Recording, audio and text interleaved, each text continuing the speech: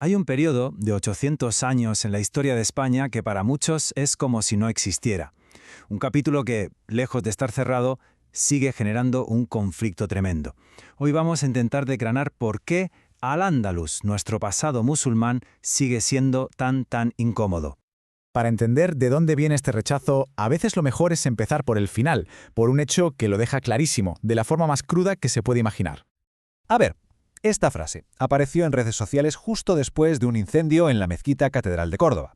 Y ojo, no es un comentario aislado, es el síntoma perfecto de una herida mucho más profunda, una herida en la identidad colectiva. Y esto nos lleva directamente a la pregunta clave. ¿Cómo es posible? ¿Cómo puede ser que un monumento que es patrimonio de la humanidad, una joya de nuestra propia historia, despierte tanto odio, un deseo tan visceral de que desaparezca?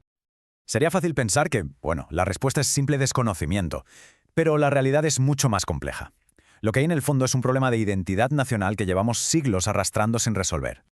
Aquí está el meollo de la cuestión. Nos sentimos muy cómodos siendo herederos de Roma, de los visigodos, pero de repente, cuando llega el turno de Al-Ándalus, la cosa cambia. Se convierte en algo que incomoda, que no sabemos muy bien dónde meter. Y claro, aquí la perspectiva lo cambia todo, porque solemos tratar a Al-Ándalus como, no sé, un simple paréntesis en la historia. Pero es que los números son los números, y no mienten. Su presencia duró 200 años más que la de los romanos. ¡800 años! Eso no es un paréntesis. Vamos, es un capítulo fundamental. Y esta idea, además, se refuerza desde el colegio. La época romana ocupa capítulos y capítulos en los libros de texto, mientras que 800 años de Al-Ándalus se despachan a menudo en un par de párrafos. Y no nos engañemos, esto no es un descuido, es una elección muy consciente que moldea cómo vemos nuestro propio pasado. Vale, pasemos a ver cómo se construyó esta narrativa. Porque para poder apartar algo, primero tienes que convertirlo en algo ajeno, en el otro. Palabras como invasión, ocupación o el propio mito de la reconquista no son nada inocentes. Se usaron con toda la intención, sobre todo en el siglo XIX, para crear un relato nacional que fuera fuerte, unificador, muy católico y muy castellano.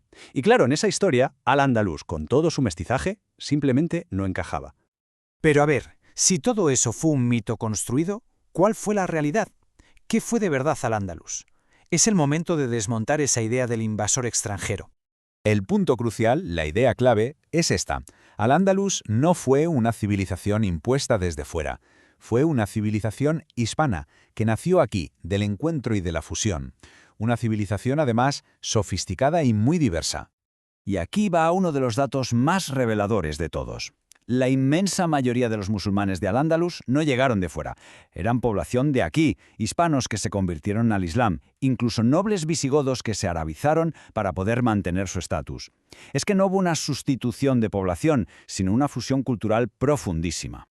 Fue una sociedad multicultural, sí, pero tampoco hay que caer en la trampa de idealizarla, La famosa convivencia no era una armonía perfecta, era más bien un sistema complejo para aceptar la existencia del otro. Había conflictos, por supuesto, pero muchas veces eran por poder o por dinero, no solo por religión. De hecho, la discriminación existía incluso dentro del propio Al-Ándalus, como la que sufrían los amazijes, los bereberes, por parte de los muladíes, que eran los conversos de origen local.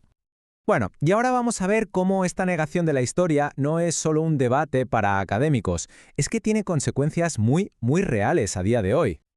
A ver, esta afirmación es muy contundente, lo sé, pero se sostiene con hechos. Europa tiene una deuda cultural inmensa con todo el conocimiento que se preservó y que se generó aquí, en Al-Ándalus.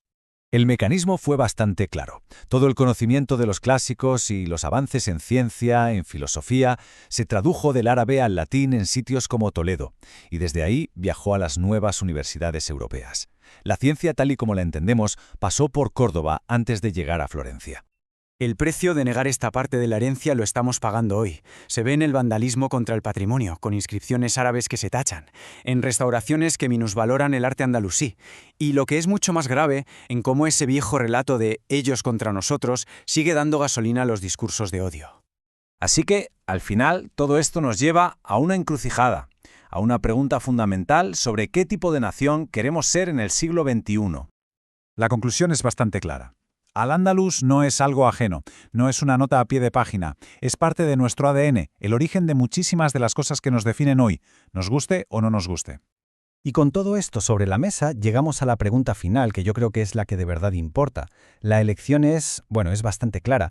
¿Seguimos aferrados a un mito que, seamos sinceros, solo empobrece y genera odio? ¿O empezamos a mirar nuestra historia de frente, con todo lo que tiene, con sus complejidades y sus riquezas, y lo hacemos con madurez? La reflexión, como siempre, está servida.